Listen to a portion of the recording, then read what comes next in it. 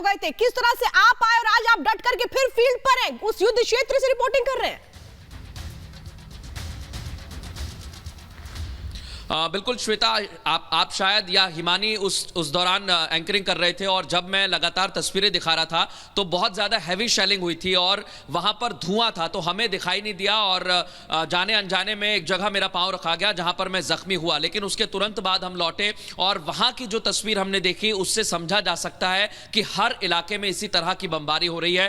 कई लोग जो हैं इस वजह से परेशान ज़रूर हुए हैं, लेकिन हम फिर से लौट कर आए हैं क्योंकि हमने यही कहा है कि रुकना नहीं है, डटना नहीं है। फिर से हर तस्वीर यूक्रेन की दिखानी और लगभग हम 17 से 18 शहर घूम चुके हैं और जब यहां पर पहुंचे तो यहां की तस्वीर भी यही बता रही थी कि आने वाले वक्त में रिवने हो, लुट्स्क हो, ये वो उत्तर का इलाका है जो बेलारूस के बहुत करीब है, यहां पर भी हमले हो सकते हैं। आपको ये जानकारी दे दूं, जिस दिन पहले हमले हुए थे, पहले दिन, उस दिन भी रिवने में एयरपोर्ट को निशाना बनाया गया था, यहां पर भी हमला हुआ था और अब लुट्स्क में भी हमला किया गया है। तो रिवने पर कब्जा करने की पूरी कोशिश है। इसके पीछे भी एक खास रणनीति है क्योंकि रिवने एक ऐसा शहर है जो सेंट्रल यूक्रेन का बड़ा शहर माना जाता है। अगर यहां पर कब्जा किया जाएगा तो यह मानकर चलिए कि कीव की जो चढ़ाई इस समय रूस की सेना कर रही है उसके लिए बहुत आसान हो जाएगा, क्योंकि एक तरफ इधर से घेरेंगे, दूसरी तरफ लगातार रूस की सेना 25 किलोमीटर दूर वेस्ट साइड से घुसने की कोशिश कर रही है, ईस्ट साइड से घुसने की कोशिश कर रही है। हर एक जगह से उनकी तैयारी है कि वो यहां पर घुसें, लेकिन सबसे बड़ी और अहम बात यही है क्या वो इस रीजन में पहुंच पाएंगे, और अगर यहां पर पहुंचते हैं तो फिर यूक्रेन के लिए यह युद्ध बहुत ज्यादा कठिनाई भरा हो सकता है। मैं आपको सड़क की भी और तस्वीर दिखाने की कोशिश करूंगा। कुछ जवान हमें दिख रहे हैं, यहां पर एक सरकारी बिल्डिंग है और यह सरकारी बिल्डिंग जो है हम कोशिश करेंगे धीरे धीरे तस्वीर दिखाने की, क्योंकि यहां पर यह सरकारी बिल्डिंग में आपको नजर आ रहे होंगे बंदूक हाथ में लिए जवान यहां पर खड़े हुए हैं और ये इस समय रिवने में तैनात कर दिए गए हैं। जैसा मैं बता रहा हूं, रात को हम जब सफर कर रहे थे रिवने की सड़कों पर, आसपास के इलाके में हमने जाने की कोशिश की तो यहां पर श्वेता लगभग 25 से 30 ऐसे चेक पॉइंट्स बना दिए गए हैं जहां पर चौकसी बढ़ा दी गई है और वहां की तस्वीर इसलिए नहीं दिखा सकते हैं, हमने हालांकि कोशिश भी की थी दिखाने की, लेकिन उनका कहना यह था कि हम इस तरह से अपनी रणनीति को दिखा नहीं सकते हैं। मैं फिर से अपने सहयोगी कैमरामैन सुरेंद्र जी से कहूंगा कि वो तस्वीर दिखाने की कोशिश करें कि एक सरकारी इमारत, क्योंकि ज्यादातर ऐसी इमारतों को निशाना बनाया जा रहा है जो सरकार की हैं, और हम जब ओवरूच पहुंचे थे, श्वेता और अनामिका आप दोनों को बता दूं, ओवरूच मात्र 30 किलोमीटर की दूरी पर है और 30 किलोमीटर की दूरी पर भी लगातार 7 जगह पर बमबारी की गई थी और रिवने उस इलाके से बहुत पास है, लुट्स्क के बहुत पास है और यह इतना बड़ा शहर यूक्रेन यानी सेंट्रल यूक्रेन का माना जाता है कि अगर इस पर चढ़ाई करते हैं तो फिर कीव की चढ़ाई बहुत आसान हो जाएगी। सरकारी इमारत के चारों तरफ इस समय जवानों की तैनाती कर दी है और यहां पर ये आप तस्वीरों में बोरिया देख रहे हैं, ये एक तरीके से कैमोफ्लेज तैयार किया जा रहा है कि अगर रूस की सेना सड़कों पर आती है तो उन्हें किस तरह से टक्कर दी जाए। और ये सिर्फ रिवने में नहीं, हर रीजन में जब हम पहुंचते हैं तो हमें इसी तरीके की तस्वीर नजर आती है। रिवने से ही इलाका जिटोमिर की तरफ जाता है और जिटोमिर के बाद इरपिन की तरफ जाता है जहां पर इस समय रूस की सेना बैठी हुई है, लेकिन उनके पास इस समय बहुत ज्यादा मुश्किल इसलिए है क्योंकि ये यूक्रेन की जमीन है और यूक्रेन इसलिए दावा यह करता है कि वो मजबूती के साथ लड़ रहा है, लेकिन ये जंग इतनी आसान नहीं है। इसलिए हम बार बार कह रहे हैं 15 से 16 दिन बीतने के बाद भी अभी रशिया के सामने बहुत बड़ी चुनौती है और इसलिए अब रणनीति में बदलाव किया गया है, बेलारूस के रास्ते घुसने की कोशिश है। और मैं 2 दिन पहले जख्मी होने के बावजूद भी जो आप तस्वीर हम तक लगातार दिखा रहे हैं, उस बीच आपने रिवने से कल कुछ तस्वीरें, घायल होने के बाद भी कुछ तस्वीरें हम तक पहुंचाई थी। अभी आप वहां पर मौजूद हैं रिवने और कुछ 7 इलाके ऐसे हैं जहां पर सायरन लगातार बज रहा है। सायरन बजने के बाद की क्या स्थिति होती है, लोगों में कैसी अफरा तफरी होती है, क्या अलर्ट जारी किया जाता है? आप तो कई जगहों पर जा चुके हैं, देख चुके हैं, इस तस्वीर को हम तक पहुंचा भी रहे हैं। अभी रिवने में क्या स्थिति है, लोगों में क्या माहौल है? देखिए अनामिका, सुबह जब यहाँ पर लगभग 4 बज रहे थे एकाएक सायरन बजा और हमसे कहा गया कि हम भी शेल्टर और बंकर में जाएं। हम जब नीचे पहुंचे तो बड़ी संख्या में बंकर में लोग मौजूद थे और सड़कें सुनसान थी।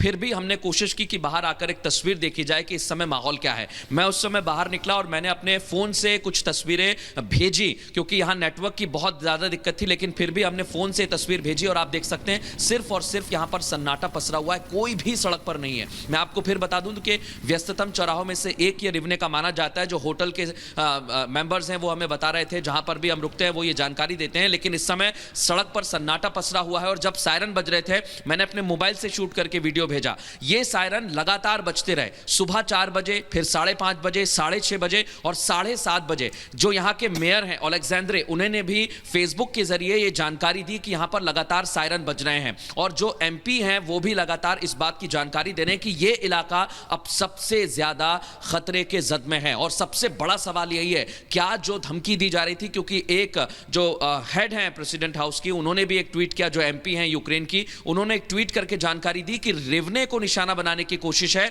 और अगर रिवने को निशाना बनाया जाता है या रिवने पर कब्जा किया जाता है तो यह मानकर चलिए कि कीव की जो चढ़ाई है वो बहुत आसान हो सकती है। मैं धीरे धीरे यहां पर आपको तस्वीरें दिखा दूं। देखिए बस सामने से जा रही है, अनामिका मैं यहां पर देख पा रहा हूं। जो बस जाती है येलो कलर की होती है, उसके ठीक पीछे एक एम्बुलेंस होती है, उसके ठीक पीछे एक पुलिस की गाड़ी होती है जो मुझे दूर सड़कों पर दिखाई दे रही है। ये वो बस होती है जहां पर लोगों को इवैक्यूएट किया जाता है। तो ये तस्वीर हमने थोड़े दिन पहले उड़ीसा में देखी थी, माइकोलेव में देखी थी, और अब हमें रिवने में भी ये तस्वीर देखने को मिल रही है। मेरे ठीक पीछे भी एक बस जा रही है। मैं अपने सहयोगी कैमरामैन सुरेंद्र रावत जी से कहूंगा कि बस ठीक मेरे पीछे से गुजरने वाली है, उस पर भी ध्यान लगाएं। लोगों को इवैक्यूएट किया जा रहा है, तो इसका मतलब आप समझ सकते हैं कि रिवने में क्या स्थिति आने वाले वक्त में हो सकती है। ये बसें पूरी तरीके से तैयार होकर जाती हैं और फिर इसके ठीक पीछे एक एम्बुलेंस रहती है और फिर एक पुलिस की गाड़ी, और वो लोगों को इवैक्यूएट करती है। सबसे पहले महिलाओं को, बच्चों को यहां से ले जाया जाता है। तो ये बसें जब रिवने की सड़कों पर दौड़ रही हैं तो समझा जा सकता है कि आने वाले समय में यहां की स्थिति और ज्यादा खराब हो सकती है।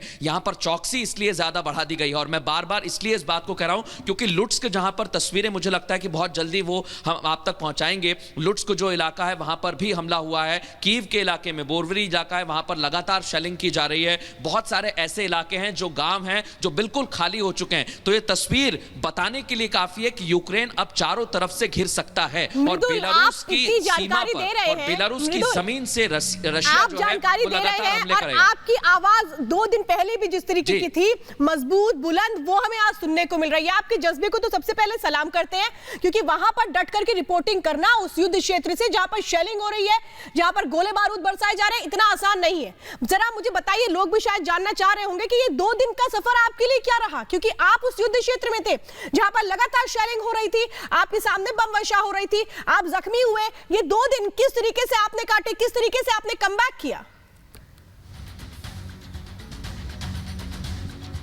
देखिए श्वेता, मैं बताना चाहूंगा, जब हम मलिन पहुंचे थे, मलिन वो इलाका है जो बहुत पास माना जाता है और इरपिन और मलिन की आप दूरी देखेंगे तो बहुत कम है। हम जब सफर तय कर रहे थे, एकाएक मलिन में धमाका होता है, हमारी टीम नीचे उतरती है और उस रास्ते पर जाती है। लेकिन उस दौरान मैं चोटिल हुआ, फिर मैं बाहर निकला। जब मुझे इतना अंदाजा नहीं था, लेकिन उसके बाद जब पता चला कि चोट बहुत ज्यादा है, तब हम अस्पताल में भी पहुंचे। अस्पताल में बहुत सारे जो प्रोसीजर है उसे फॉलो किया गया, और उसके बाद सिर्फ और सिर्फ मन में यही आया कि आज का जो समय है वो बहुत कठिन है। और जब हम यूक्रेन के वासियों को सड़कों पर देखते हैं, वो भी इस युद्ध में लड़ने के लिए आगे आ रहे हैं। रशिया अपनी अलग बात कहता है, यूक्रेन अपनी अलग बात कहता है, लेकिन हमें हर तस्वीर को दिखाना है। और मेरे मन में भी यही सवाल था कि जब हमारी टीम यहां पर पहुंची है, हम 17 से 18 शहर घूम चुके हैं, हर एक तस्वीर दिखा चुके हैं, तो अब तो रुकने का सवाल ही पैदा नहीं होता है। हमें हर तस्वीर दिखानी होगी और जारी रखना होगा ये सफर। और मेरे जो सहयोगी हैं, वरिष्ठ सहयोगी शवन और सुरेंद्र, उनसे भी मैंने यही कहा। उन्होंने भी कहा कि हम आज रेस्ट करते हैं, लेकिन कल हम फिर से